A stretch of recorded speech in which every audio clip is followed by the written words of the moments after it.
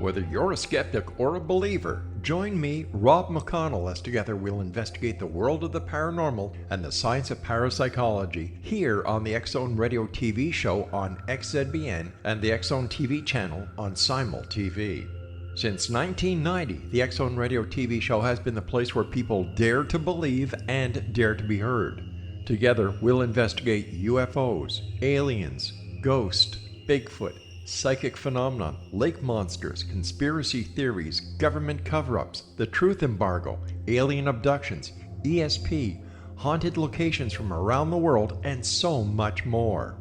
With over 28 years of broadcasting and more than 4,500 individual guests, the X-Zone is truly a place where fact is fiction and fiction is reality, as evidenced by the credibility, integrity, and professionalism of the guests that we bring to our international audience. If you have seen a UFO, had a close encounter, seen a ghost, Bigfoot, lake monster, or a story that you would like to share or have investigated, contact me, Rob McConnell, by sending me your email to xzone@xzoneradiotv.com, or you can call toll-free 1-800-610-7035, extension 143, and on Skype, X-Zone Radio TV.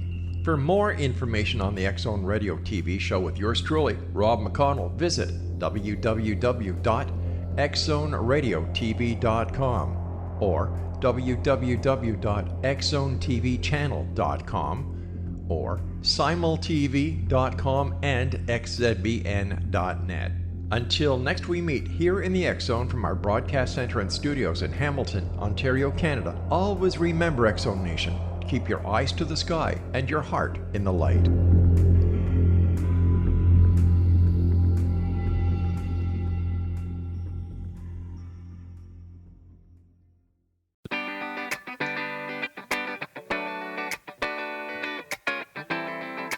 Welcome to the Connecting with Coincidence radio show with Dr. Bernie Beitman, MD, bringing together the world's synchronicity experts to help you use meaningful coincidences to develop spiritually, psychologically, and practically. For more information, put Connecting with Coincidence into your web browser to find the book, website, Psychology Today blog, YouTube channel, and Facebook page. And now, here is the host of the Connecting with Coincidence radio show, Dr. Bernie Beitman, MD.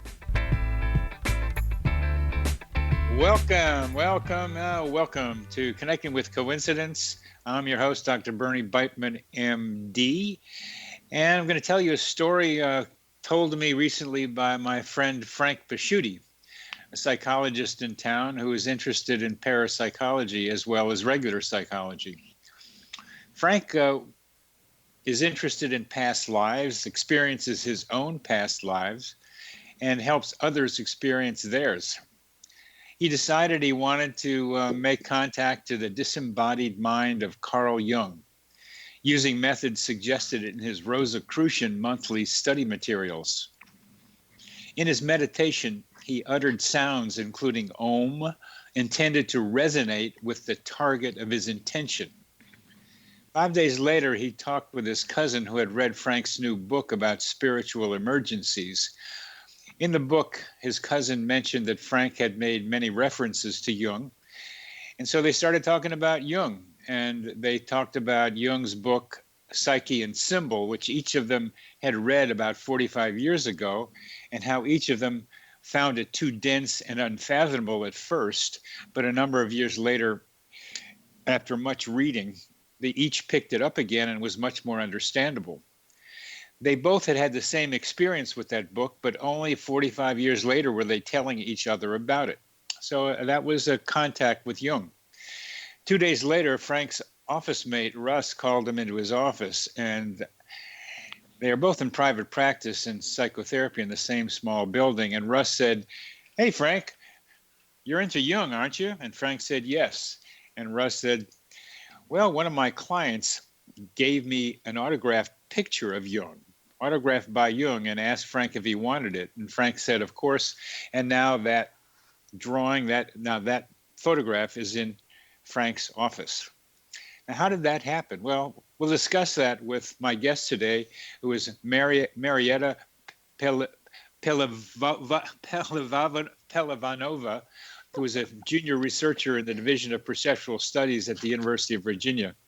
Marieta's work at the division focuses on near-death experiences, children reporting past life memories, as well as other unusual experiences. She holds a PhD in experimental psychology from the University of Pennsylvania and a bachelor's degree in statistics from American University. That's a great combination, statistics, parapsychology. Prior to her academic work, she pursued a career as a statistician in medical research.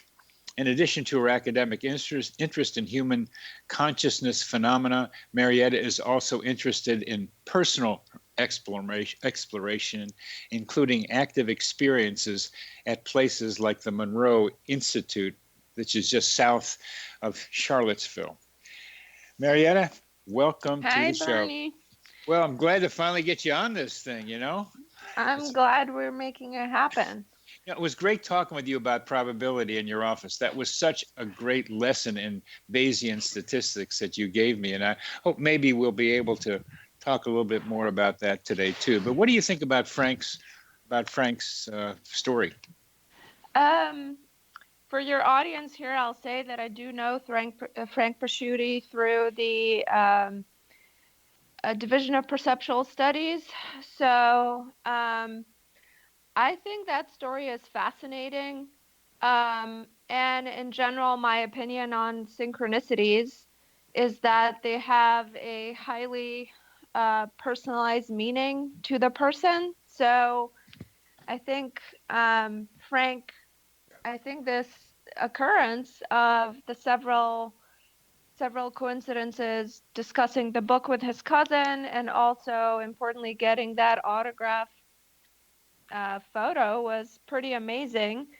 And it's really hard to, say how did that happen and how unlikely is it, but it's clear that it had great personal significance to Frank, and it was in direct response to a plea that he had made. I think even without getting into the probabilities, we can, we intuitively know that the likelihood of, especially him getting the autographed picture out of the blue was pretty low. But again, more importantly, it had great personal significance for him. The personal significance probably was that it confirmed his ability to somehow attract to himself the Yes. Jungian idea. I think that's... Yes. Yeah. And like I said, it was even more meaningful that it was in response to this quest that he was on with a specific intention to connect. Yeah, that specific intention. What do you think about intention and connection here?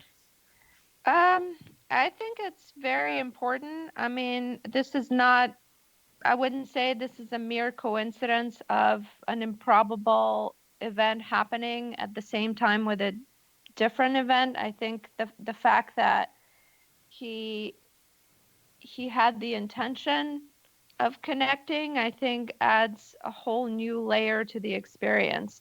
Yeah. And it's not something that is going to mean that much to outsiders. I mean, you and I are interested in these things, so we might say, yeah, it's a pretty fascinating story, but to him, it's even more meaningful.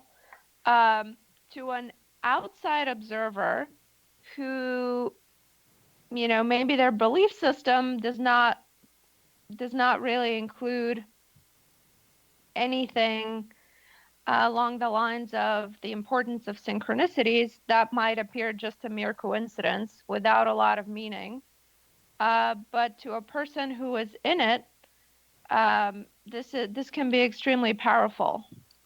That's so important when we talk about probabilities, the difference between the perception of probability in the person experiencing it and the perception of probability to an outsider. The range of perceptions of the outsider would be much wider, as you're indicating. I mean, some people like me say, "Hey, Frank, maybe you got something here." I mean, maybe this does say there's something about intention. Maybe it's not just correlation, but it's like something like explanation or even causation. It supports the general idea that intention has a lot to do with making stuff happen. Or somebody else might say, kind of like what you said, is like, oh, it's just something that happened. So there's a range from the outside, but the inside person is more likely to make the probability lower than we on the outside might view it to be. Yes. But I think beyond any discussion of probabilities or even how did that happen, from my point of view, and I'm not speaking as a statistician, I'm speaking as a person who's had a lot of my own synchronicities and coincidences and is fairly interested in these things. I think the most important question is, what does that do to the person? What does that mean to him, and what is he going to do with that synchronicity? I think that's the most important question, and obviously that's a question for the experiencer themselves. Well, that's the psychologist in you doing that one. How does it transform the person? And what it did for me, if I were frank, but I'm not, but if I were, it would mean, am I making steps closer to contacting the disembodied mind of Carl Jung? Mm-hmm. And the reason I say the personal significance is the most important thing is that, we cannot really say, is he connecting to the disembodied spirit of Carl Jung, or is something else happening? That is not, empirically speaking, that is not something that we could specifically verify, but we do know that this is a confirmatory event on his quest to further pursue and study Carl Jung. Yes, we do know that. And given that he believes, experiences his own past lives, Frank does, and helps other people experience what he thinks are past lives in them, that together with this, getting the photograph particularly, will make him think he's on his way. And Frank and I both know another Frank who claims to be talking with the spirit of Carl Jung as well as other people. Mm-hmm. So I guess this is Frank's attempt to get out into the mind of Jung and maybe other people as well. So this having you talk about coincidences and synchronicity is really a valuable thing for our listeners, because you balance both sides of the statistical. So you're well trained in statistics and you are well experienced in synchronicity. And just hearing how you go back and forth between the two, I think, is very valuable, because I've had 3 statisticians on the show, and they're all statisticians purely. Nobody is like you, where you go between both of them. So we have another minute left in this segment. How do you balance those two together? I think in terms of balancing perspectives, I think in both life and certainly in science, you have to be analytical and reasonable and try to examine the evidence. But at the same time, I do know from my personal experience that there is more that we could see and we can measure. So to me, really, it's not a dichotomy. These things are not, they're not in conflict. It's just different ways of looking at things, different perspectives, and in certain situations, one is more applicable than the other. And we'll stop right there with this segment. Our guest today is Marieta Pehlivanova, who is a junior researcher at the Division of Perceptual Studies here at University of Virginia.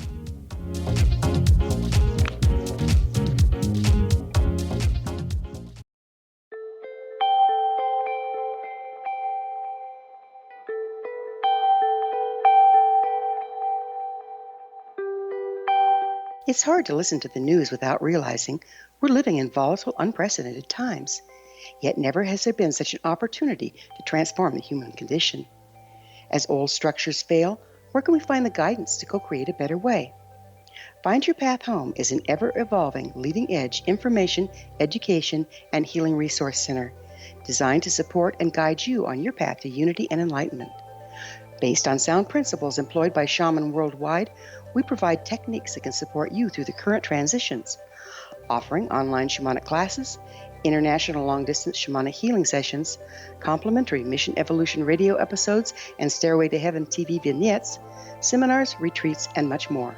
All of this can be found on findyourpathhome.com.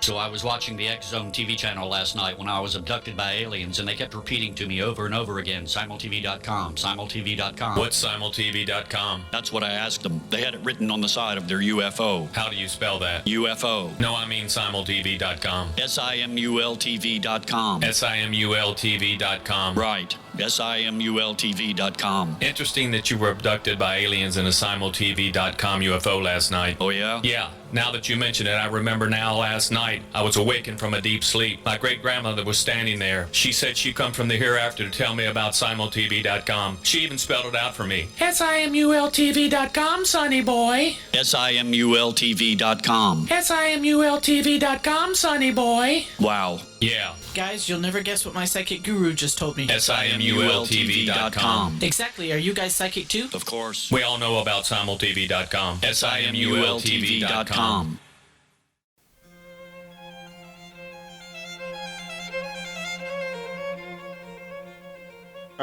Welcome back to CC with a VB. We're talking with Marieta Pehlivanova, and we're getting into the wonderful balance or contradiction or synthesis of probability and personal experience with synchronicity. As you were saying, Marieta.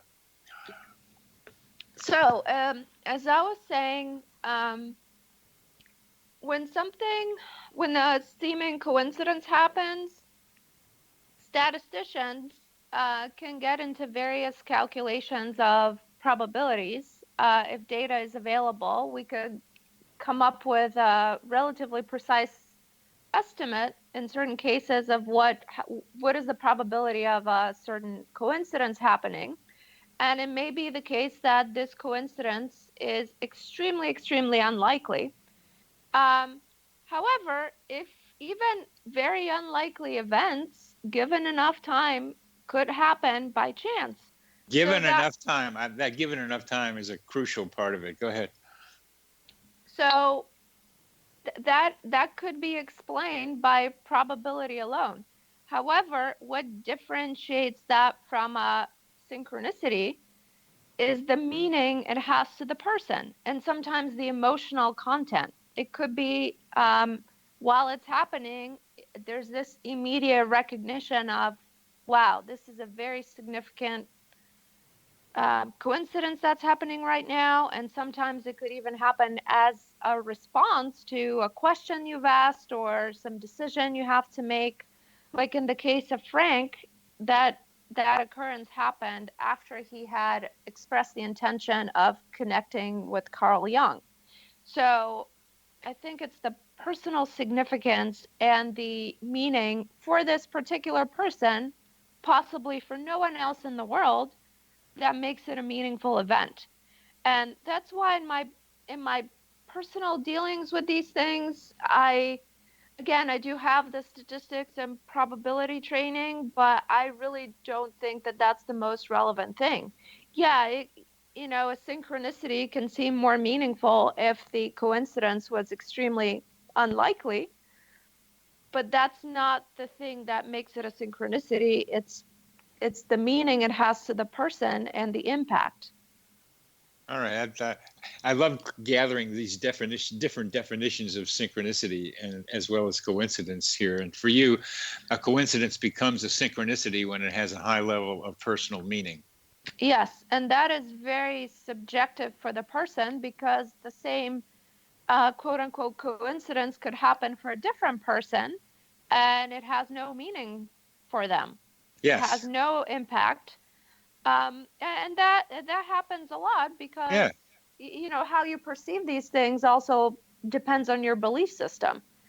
Whether you perceive them also depends on your belief system. Because I've had plenty of people tell me stories, and I'd say, well, that was a coincidence. And, oh, yeah, was that? I mean, they didn't even think about it. Yes. So it's whether you see them or not. And my job in this life is to make people more aware of seeing them.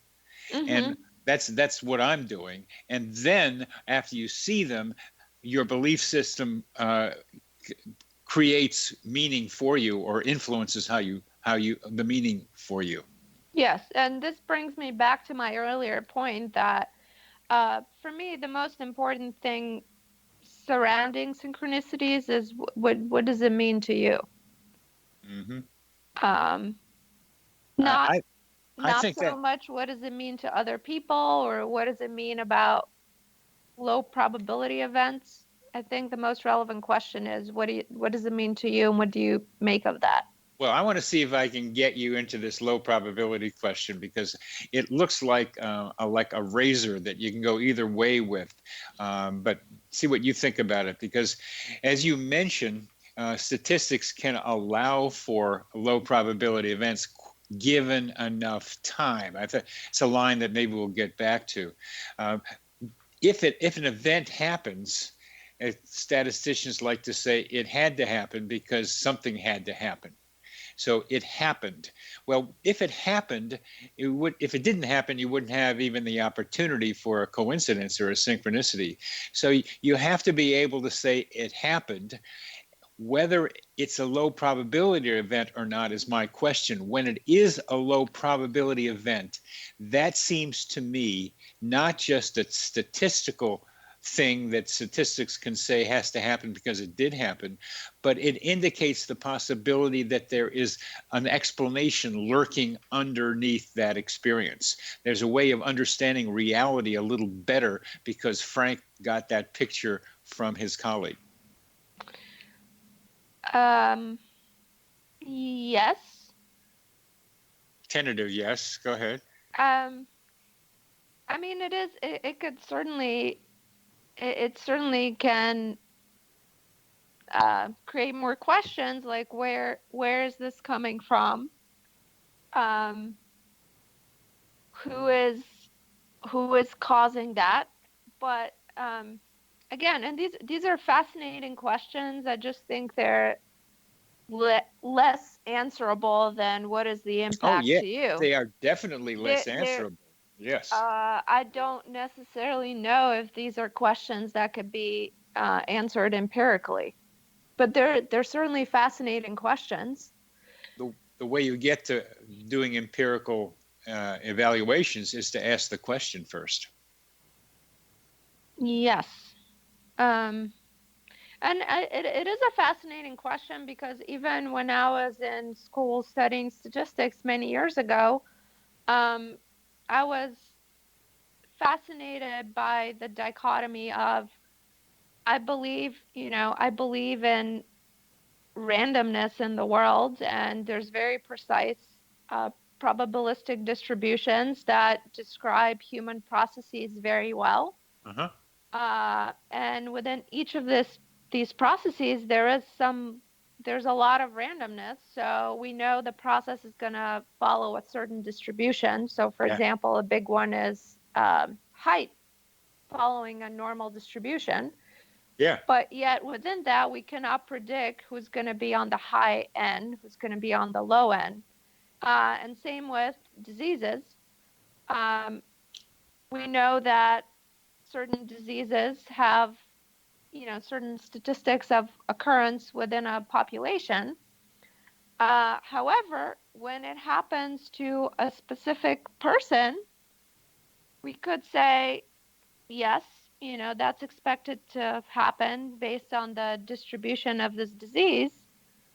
But it's also fascinating that it happened to this particular person and it changed their entire life. Right.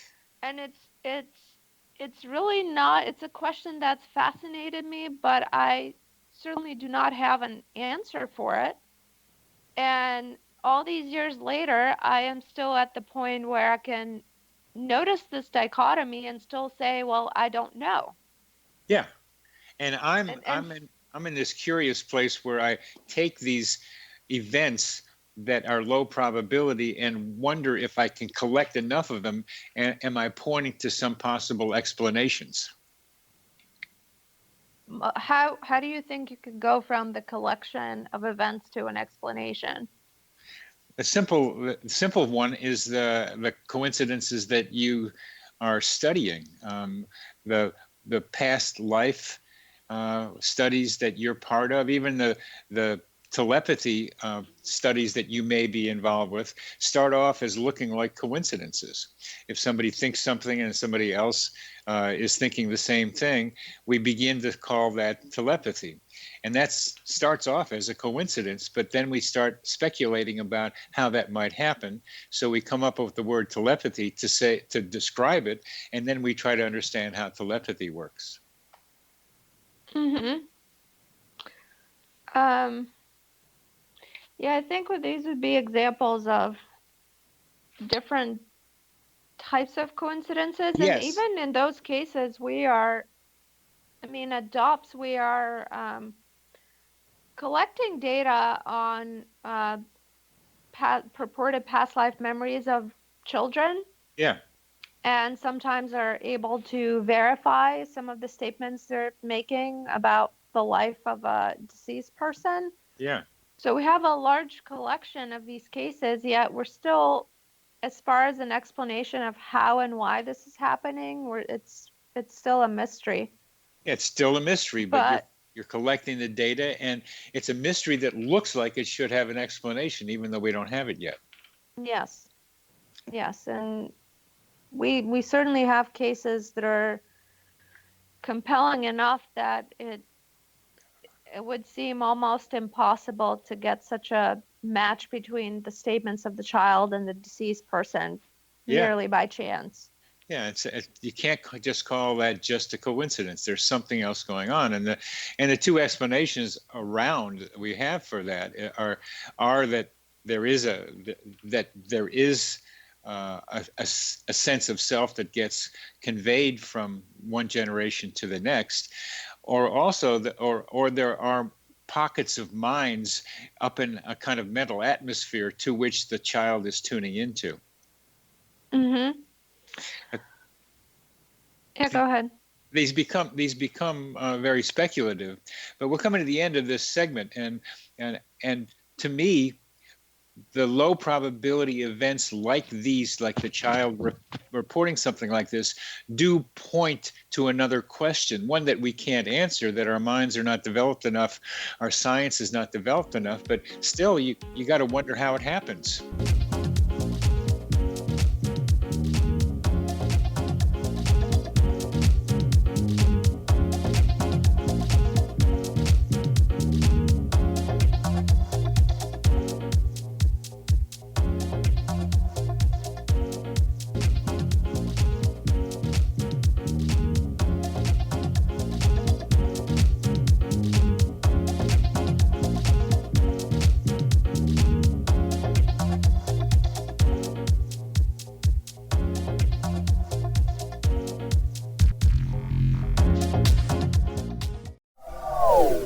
They are here, and they've been here for thousands of years, making their presence known in the shadows. They might be seen by a lonely motorist on a deserted road late at night, or by a frightened and confused husband in the bedroom he is sharing with his wife. But who are they? What do they want? Why are they here? Perhaps most concerning, has the government been aware of their presence all along? The new book by Ellie Marzulli, UFO Disclosure, the 70-year cover-up exposed, delves into the world of UFOs. Can full disclosure be soon? Order now and receive a free hour and 37-minute DVD on the UFO phenomenon. UFOs are real. Get both the book and the DVD, a $40 value, for only $19.99. To order your book and DVD today, go to lamarzulli.net. That's LAMARZULLI.net. Rob McConnell here, presenting an overview for Nicholas Paul Jennings, author of a fascinating book, Amen. It presents facts revealed by Egyptologists, facts that enable us to understand why Amen is the beginning of creation of God. It provides recommendations for religious leaders of the major religions to unify their beliefs and teach the Word of God. Love one another. Amen informs people how mankind conceived God. It was the Egyptians that developed the concepts of a soul, a hereafter, and Son of God. And finally, after the worship of many gods, they conceived the belief in one universal God, the maker of all there is. For more information, visit www.futureofgodamen.com. That's www.futureofgodamen.com. You have heard of the X Zone? Now watch it on Simul TV, plus 500 video games, live TV channels, free video on demand, worldwide, and more. Does this sound like tomorrow's television? Well, it is, but you can have it today, right now. It is Simul TV. Simul TV offers what the others only wish they could provide. 15 exclusive channels like X Zone, sci-fi, and horror. We are worldwide. No other provider offers that. 500 built-in video games. No need to have an extra expensive system. We have them included. Free video on demand. Live streaming events from around the world. Interactive online network, and much more. Tomorrow's TV today. Simul TV. Sound too good to be true? Well, it's not. You can have Simul TV today. Sign up at simultv.com. Do it today.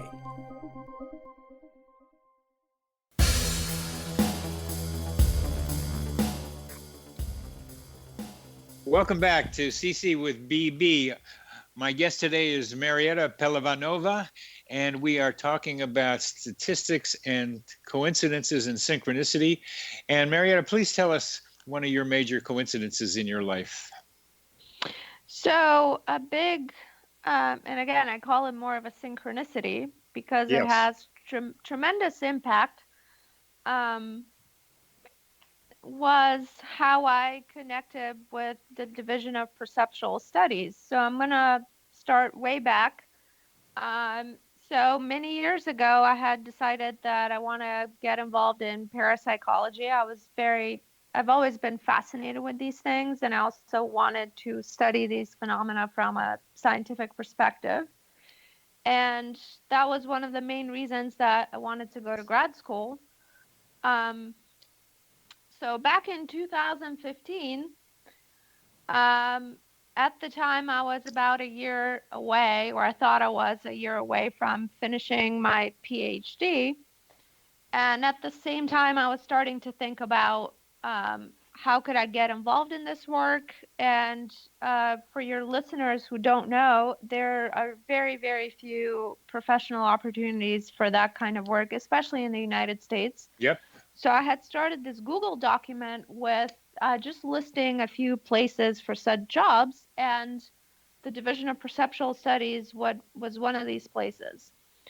Around the same time, I was planning on doing a program at the Monroe Institute, which is an institute for gathering your own experiences and altered consciousness. It's around Charlottesville. I think it's about 30 miles from Charlottesville. And I had been coming here for many years, anytime I got a chance, basically since 2010. So in 2015, I had decided early in the year that I would attend one program at the Institute. And they have different programs centered around different topics. So around February or March of that year, I looked at their program for the year, and just purely based on intuition, I picked a particular program in August to attend. And Your intuition in this is so vital as part of your story. Yes, So, and I have learned over the years to just go with it and trust it. And in this case, you'll see why. yeah. So I was just drawn to this program in August and signed up right away.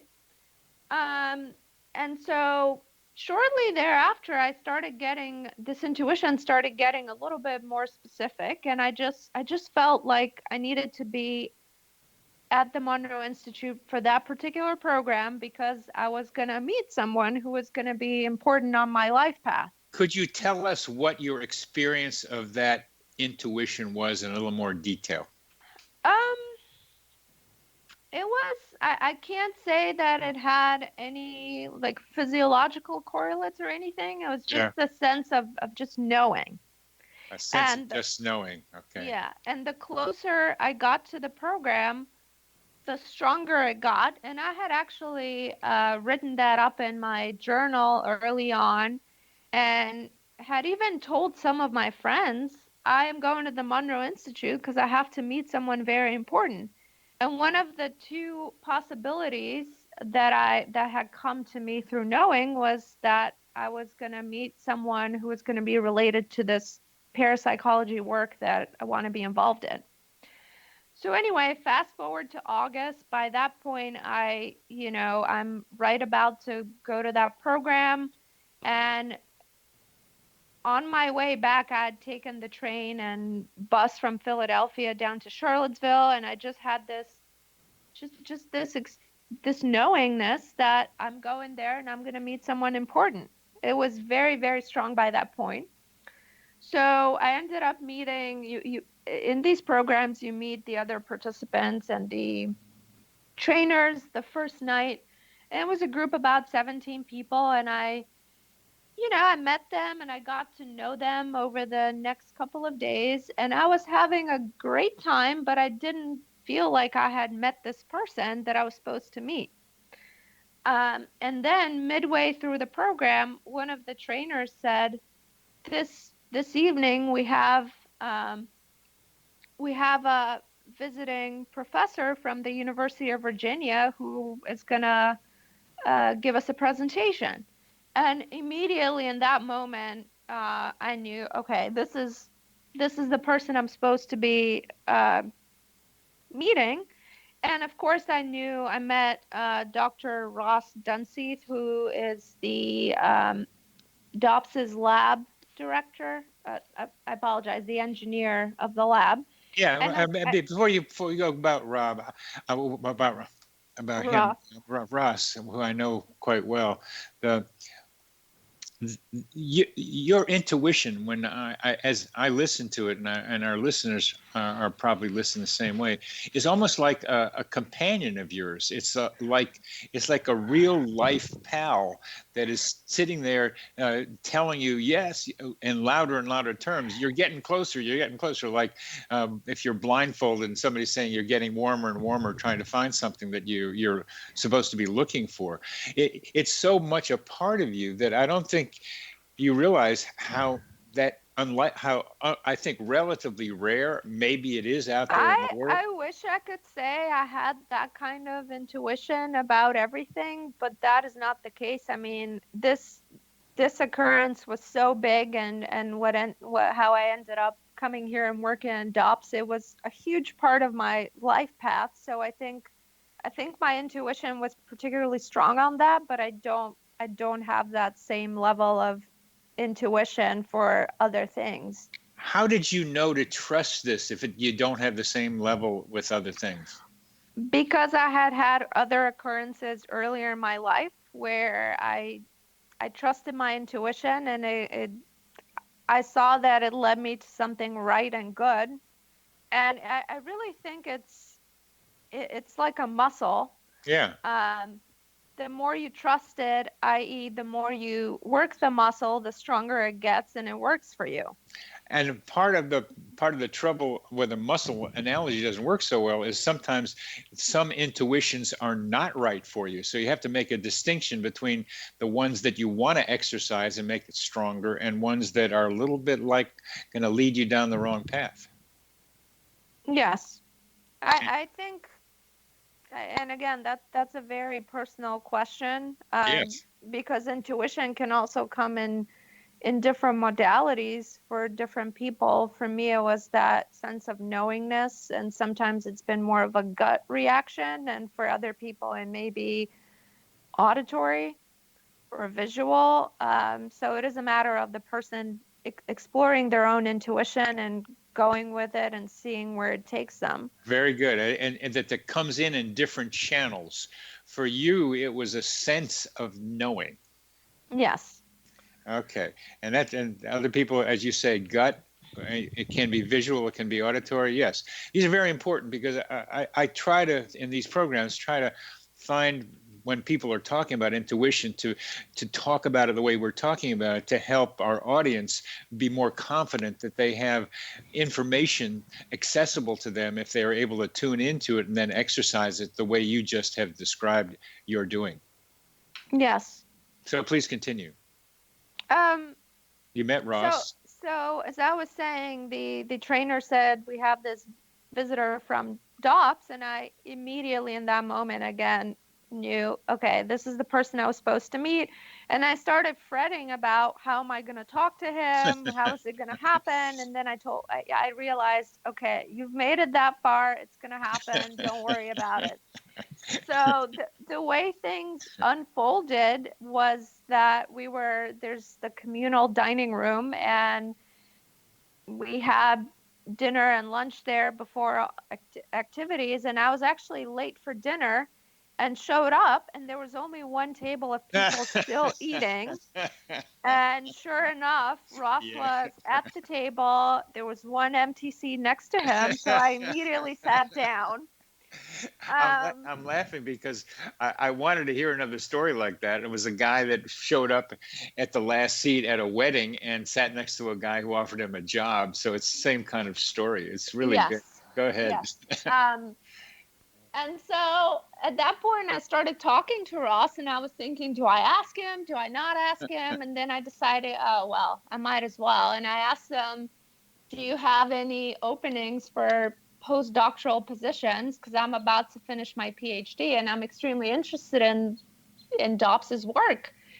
And Ross said, it's funny you should say that, because we've been looking for funding for such a position either for next year or 2 years from now. And I thought, okay, great. This is a great beginning.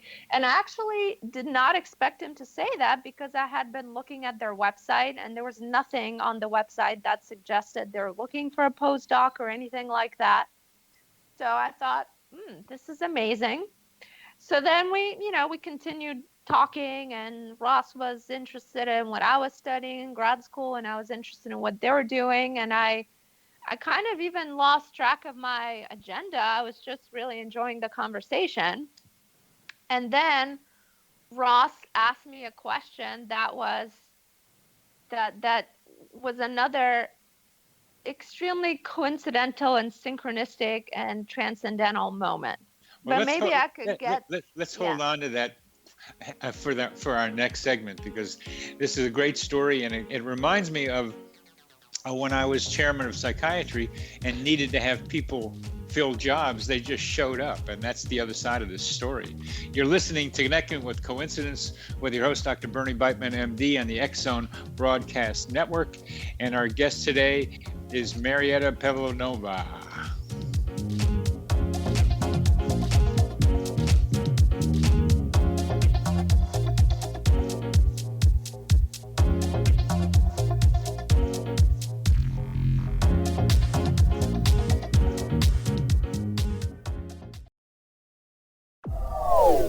They are here, and they've been here for thousands of years, making their presence known in the shadows. They might be seen by a lonely motorist on a deserted road late at night, or by a frightened and confused husband in the bedroom he is sharing with his wife. But who are they? What do they want? Why are they here? Perhaps most concerning, has the government been aware of their presence all along? The new book by Ellie Marzulli, UFO Disclosure, the 70-year cover-up exposed, delves into the world of UFOs. Can full disclosure be soon? Order now and receive a free hour and 37-minute DVD on the UFO phenomenon. UFOs are real. Get both the book and the DVD, a $40 value, for only $19.99. To order your book and DVD today, go to lamarzulli.net. That's LAMARZULLI.net. Christopher Fulton is a survivor of the national security state. All he wanted to do was preserve history when he acquired a Cartier watch from the estate of President Kennedy's personal secretary. But that simple act set off a terrible chain reaction.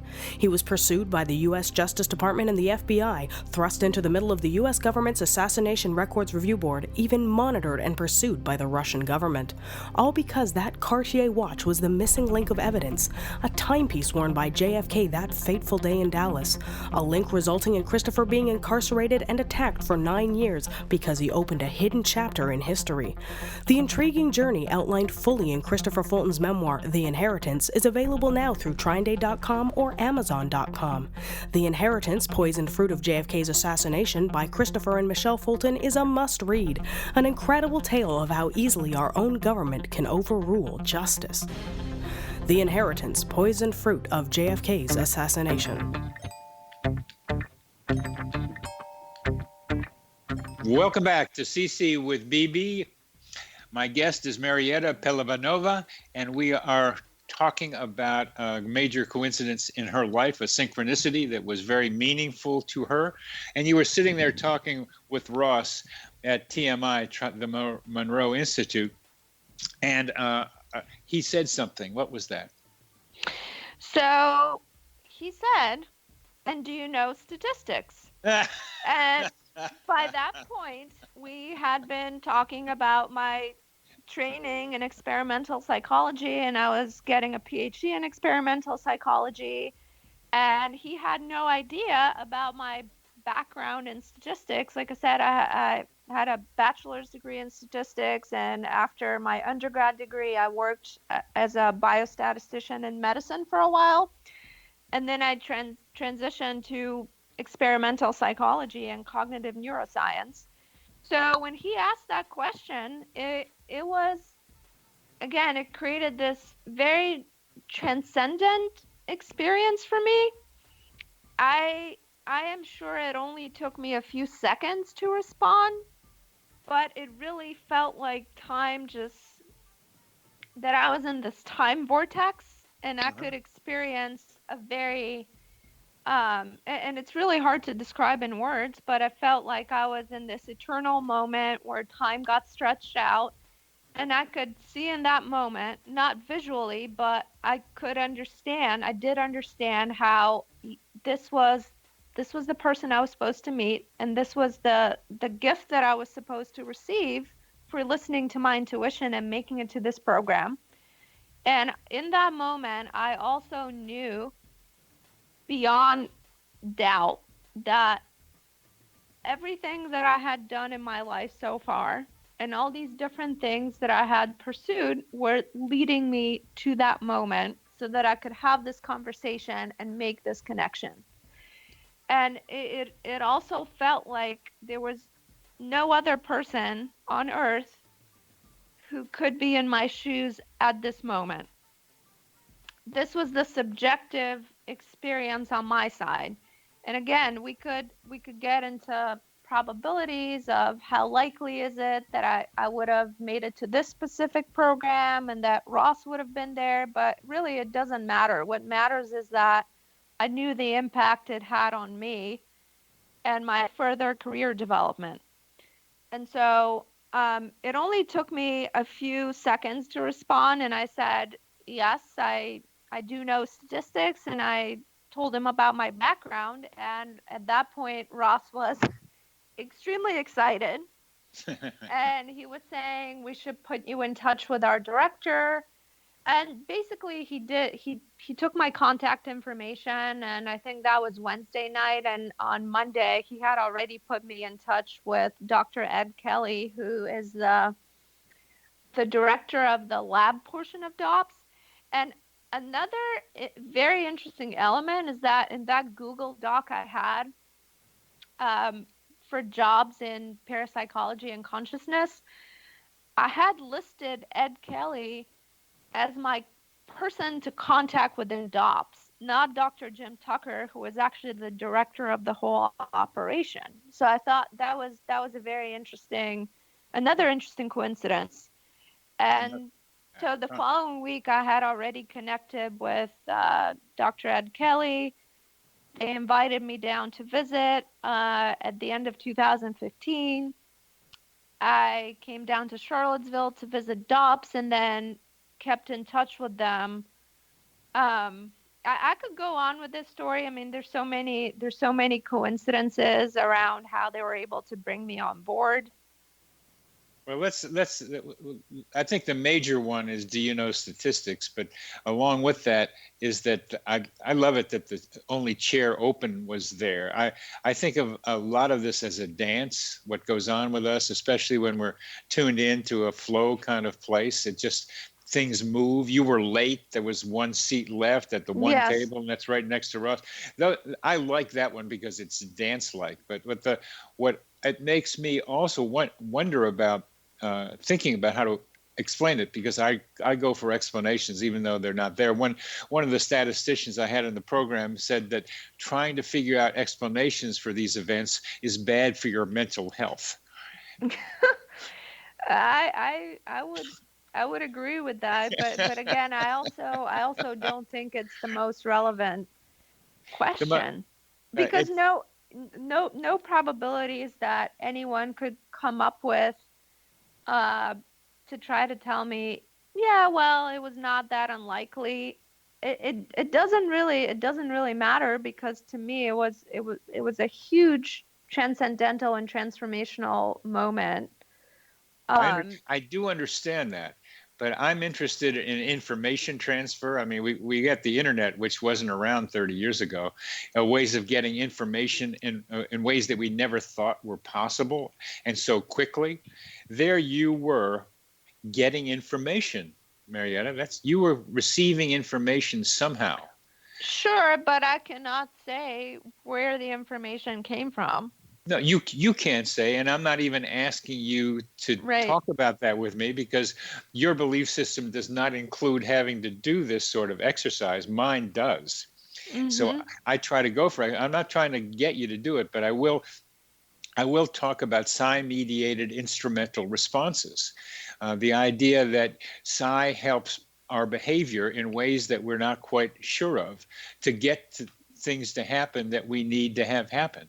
And to me, you were getting information from somewhere, somehow, that was really verified by each of the things you described, including our being able to talk on this show. So I wonder about how that happens. And in parapsychology, the closest that came was psi-mediated instrumental responses, Rex Stanford's work. I call it human GPS, getting to where you need to be. That's funny. Why is that funny? It's funny in a great way. I like the human GPS. It's a little easier to. Yeah. It's a little easier than PMIR. Which is. And in a way, this is what happened in my case, because it got me to be where I needed to be, so I can make this connection. Yeah. That's so. If we call it a name like human GPS, and we know that there are at least 3 satellites out there helping us find our way in our cars to where we need to be, that's a metaphor to me about how you got to sit next to Ross. There's something out there that you tuned into that triangulated you information-wise to get to be sitting right next to him. Right. And I also like this metaphor, because there are people who are willing to listen to the GPS, and there are people who are not so willing, or on a particular destination, they may not be interested in using GPS. Right. So it goes back to this idea of the individual person and how they use it, and whether they find it helpful, whether they can even hear it. I think there's vast differences between people in these things. Oh, yeah. Now, we're coming to the end, but let's talk about belief systems, as you're starting to talk about, and how they influence people's behavior in this regard.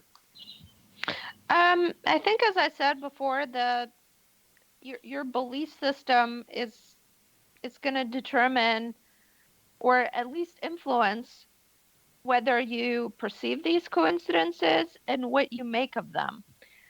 Now, I think at one extreme, there's the belief system that says no coincidence is ever meaningful. And I personally, I made it clear that that's not my personal belief system. And at the other end, though, you have the belief system of every coincidence is meaningful.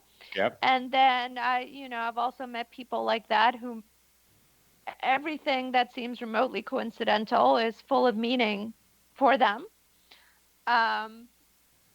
So I do think it's a continuum, and where you stand on this continuum also interact with the things that happen to produce the effect for you. So I don't think it's purely the belief system that determines what happens, but like most complex human traits, I think that is also a combination of factors, and your belief system influences what you make of the coincidence. Yes. Yes. And it's an interesting question if we could quantify that. I certainly have encountered a lot of people, especially at various spiritual retreats, who really look into every small seeming coincidence that happens. I also think this is a little bit of an extreme position.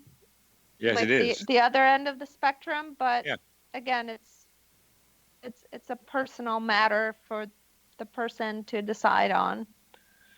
Well, when my answer to that question is practicality. It's like, what's the cash value of paying attention to which coincidences? How do you pick ones to pay attention to?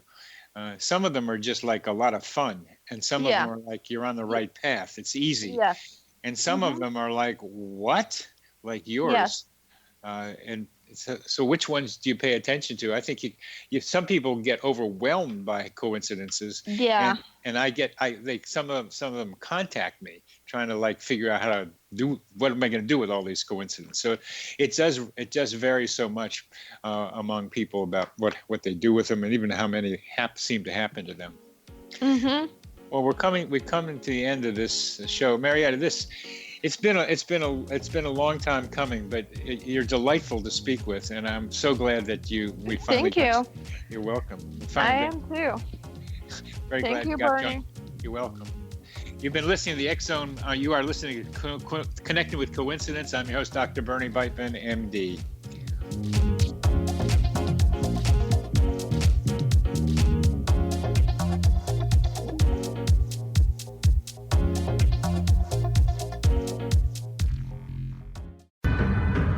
If you are looking for a safe, zero-calorie natural option to the harmful artificial sweeteners on the market today, Just Like Sugar is what you're looking for. Just Like Sugar is a wonderful natural alternative for those health-conscious people who choose a calorie-restricted diet with a great, pure, sweet flavor that tastes just like sugar. Just Like Sugar is a great natural option for people suffering from diabetes and may be useful in restricted diet programs where standard sugars are not allowed and does not cause a laxative effect of some other sweeteners. Just Like Sugar comprises a perfect blend of chicory root fiber, natural calcium, natural vitamin C, and Just Like Sugar's sweetness comes from the natural flavors from the peel of the orange. Just Like Sugar is a natural alternative to harmful artificial sweeteners and will change the way that you believe all natural sweetener products taste. Just Like Sugar is available at your local Whole Foods markets, Wild Oats markets, Henry's, Sun Harvest, and many other fine natural food stores in the U.S., Canada, and worldwide. They are here, and they've been here for thousands of years, making their presence known in the shadows. They might be seen by a lonely motorist on a deserted road late at night, or by a frightened and confused husband in the bedroom he is sharing with his wife. But who are they? What do they want? Why are they here? Perhaps most concerning, has the government been aware of their presence all along? The new book by Ellie Marzulli, UFO Disclosure, the 70-year cover-up exposed, delves into the world of UFOs. Can full disclosure be soon? Order now and receive a free hour and 37-minute DVD on the UFO phenomenon. UFOs are real. Get both the book and the DVD, a $40 value, for only $19.99. To order your book and DVD today, go to lamarzulli.net. That's LAMARZULLI.net. You have heard of the X Zone? Now watch it on Simul TV. plus 500 video games, live TV channels, free video on demand, worldwide, and more. Does this sound like tomorrow's television? Well, it is, but you can have it today, right now. It is Simul TV. Simul TV offers what the others only wish they could provide. 15 exclusive channels like X-Zone, Sci-Fi, and Horror. We are worldwide. No other provider offers that. 500 built-in video games. No need to have an extra expensive system. We have them included. Free video on demand. Live streaming events from around the world. Interactive online network, and much more. Tomorrow's TV today. Simul TV. Sound too good to be true? Well, it's not. You can have Simul TV today. Sign up at simultv.com. Do it today.